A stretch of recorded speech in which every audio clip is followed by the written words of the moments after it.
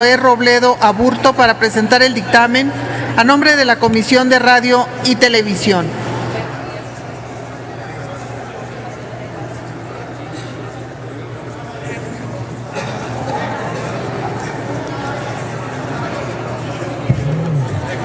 Con su permiso, senadora presidenta,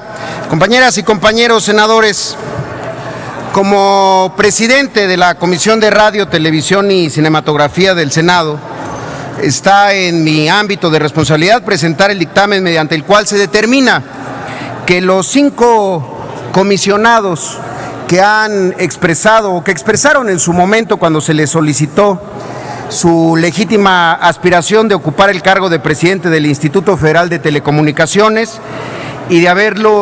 después de haberlos escuchado a ellos aquí en el Senado,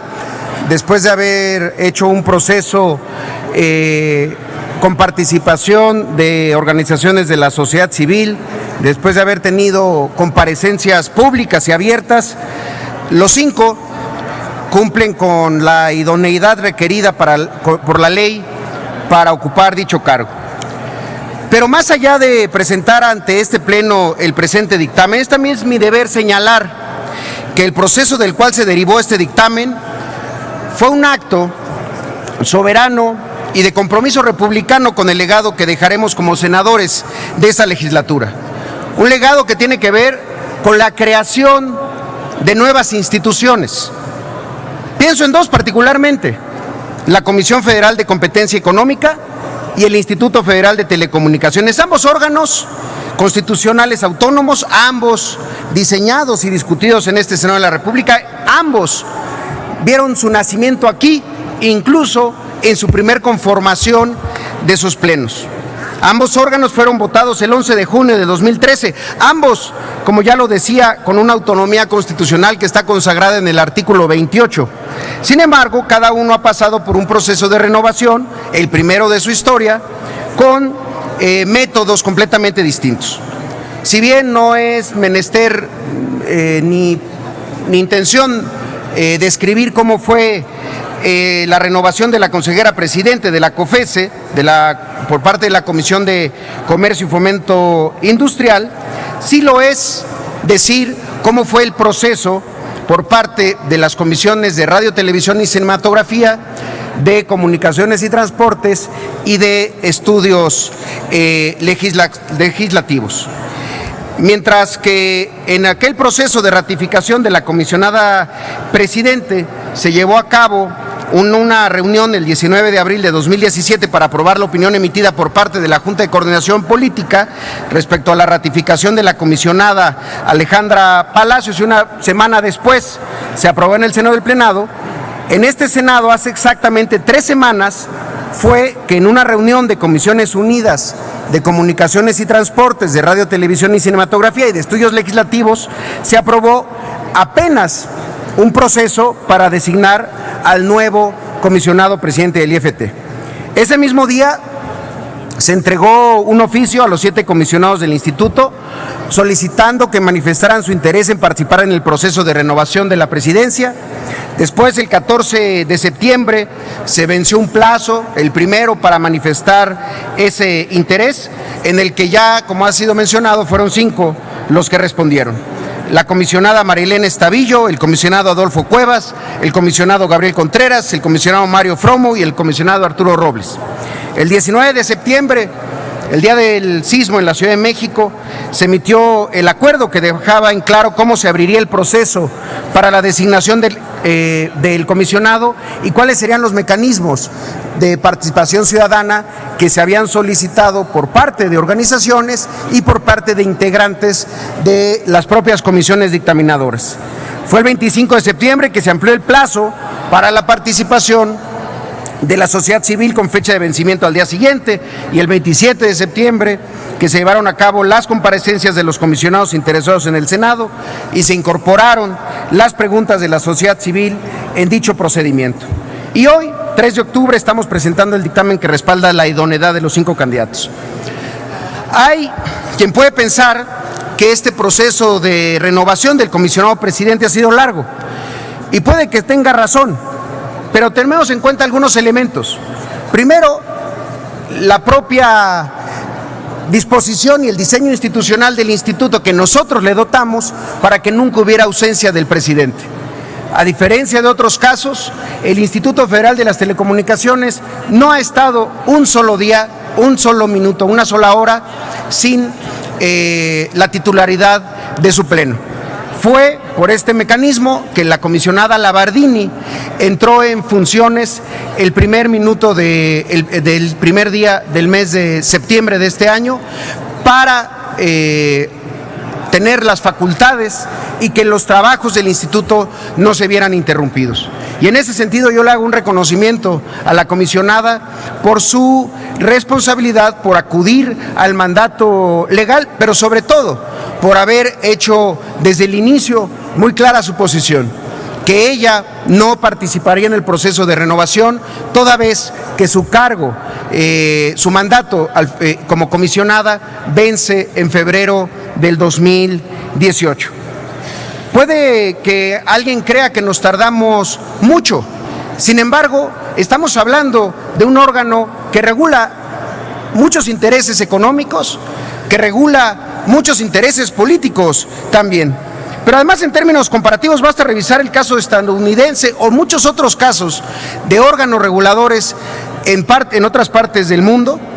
Hay uno muy reciente, el día de ayer se ratificó en el Congreso de los Estados Unidos al secretario general de la Comisión Federal de Comunicaciones, la FCC por sus siglas en inglés, en un proceso que duró más de 8 meses. Lo normal es que estos procesos no sean expeditos, que no haya pases automáticos, que no haya designaciones ni favoritos, que haya auscultaciones y procedimientos de revisión que vayan al fondo no solamente de lo que están planteando hacia el futuro de un órgano autónomo, sino también cómo han votado en el pasado, cuáles fueron el sentido de sus votaciones, las razones de esas posiciones. Porque el órgano autónomo, como cualquier órgano colegiado, incluido el Senado, la Suprema Corte, basa su poder, entre otras muchas cosas,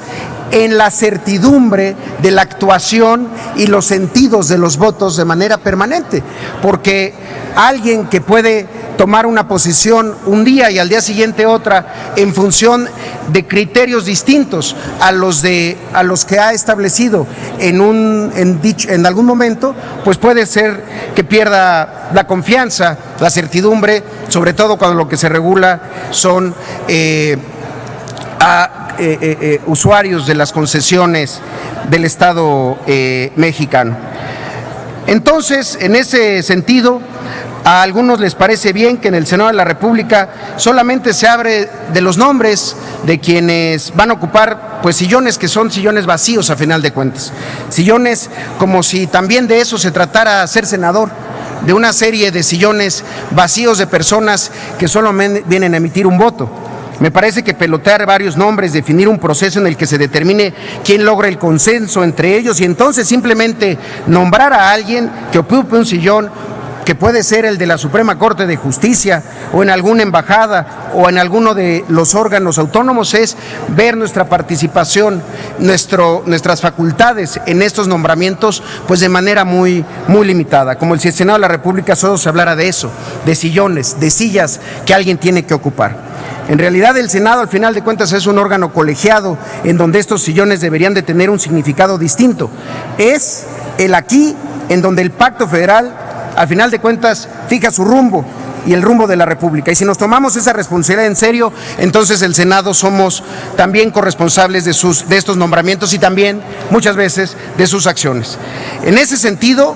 cada uno de nuestros nombramientos debe cumplir con los requisitos técnicos, particular y específicos del encargo, claro, pero no solamente eso. Los nombramientos en el Senado también deben de ofrecer claridad a la gente al saber por qué ciertos problemas públicos son definidos como prioridades y otros problemas públicos no lo son, y entonces buscar resolverlos con sentido de responsabilidad política. En resumidas cuentas, el Senado de la República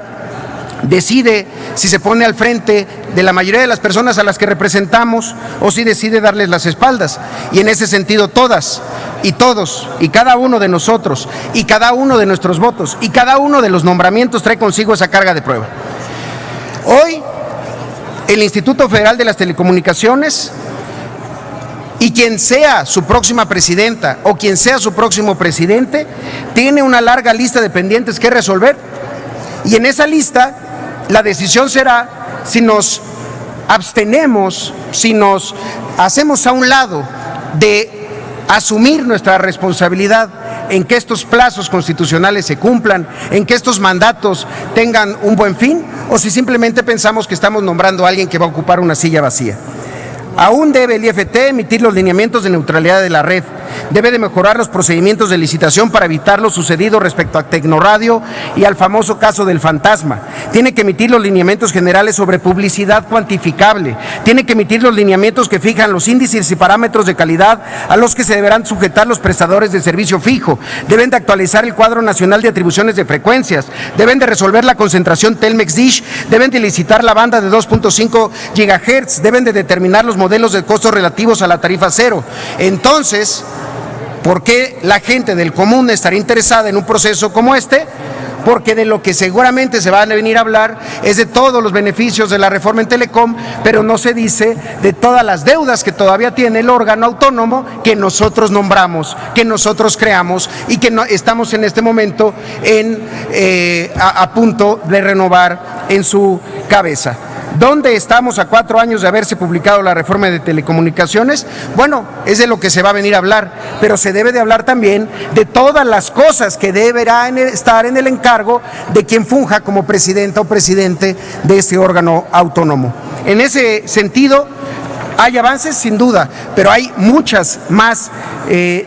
deudas pendientes, plazos incumplidos y una serie de elementos que el hecho de la autonomía del artículo 28 no debe de confundirse como una discrecionalidad, ni mucho menos una actuación opaca o lejana a las reglas de transparencia que requiere el Estado mexicano y a las personas a las que el día de hoy estamos representando. El dictamen que se encuentra en consideración, pues, es un resultado de un trabajo arduo entre senadores de varios partidos, de todas las comisiones. El Senado está en deuda también. 8 meses pasamos sin tener un presidente de la Comisión de Comunicaciones y Transportes hasta el día de hoy, que se acaba de nombrar. Por cierto, felicidades al senador Gracia, que acaba de ser nombrado. Pero también, desde el momento en el que retomamos el trabajo legislativo, estábamos y estamos en falta de otra de las comisiones, la de estudios legislativos, que nuevamente tuvo que sesionar con la ausencia de una presidencia. Por eso estamos hasta el día de hoy. Sin embargo, hoy creo que así como hemos llegado a la determinación de la idoneidad de los 5 candidatos a ocupar la presidencia, es también menester de hacer un razonamiento puntual a los comisionados presidentes, porque todos tendrán la misma carga de prueba, todos para la emisión de un voto a favor que vinieron a expresar en términos de por qué eran mejores unos que otros, pero que poco se habló de cuáles son las razones por las cuales siguen estando en deuda con quienes, a final de cuentas, tenemos que asumirnos como un contrapeso al poder. Los senadores que los nombramos en su momento, los senadores que diseñamos a ese instituto, que les dotamos de una autonomía constitucional y que hoy simplemente no tenemos una respuesta clara de por qué no se cumple con la ley. Que este proceso sirva, que sirva como ejemplo de los que vienen, pero que también sea el momento de ocuparnos también de esa otra tarea que tenemos, no solamente de personas que nombran a personas, sino poderes que controlan a otros poderes que muchas veces